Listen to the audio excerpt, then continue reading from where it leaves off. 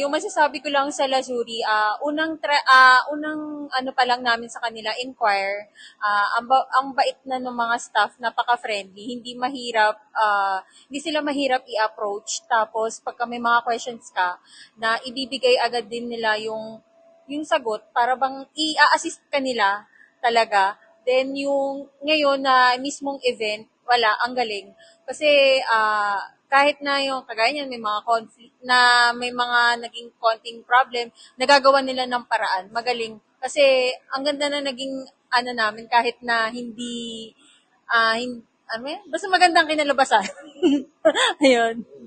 Yun nga, nagpapasalamat nga kami kasi yung pagka-inquire pa lang namin, ang bilis nila agad matap, tapos meron agad na nagpa-follow up at yung mga kailangan nila na napiprint agad, tapos kung may mga nakakalimutan man kami, ayun, sila mismo na nagsasabi na, sir, kailangan nyo ng ganito, kailangan nyo ng ganyan. Kaya basta lutuloy kami napapadali kasi alam na nila yung gagawin. Hindi na kami yung parang mukhang ewan na nakalalay agad sila.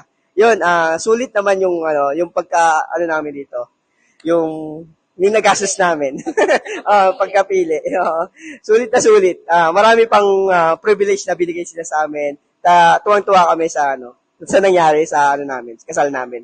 Yan, maraming salamat po sa Lasuri. Kahit sa team po ng mga staff nyo. Yan, the best, the best.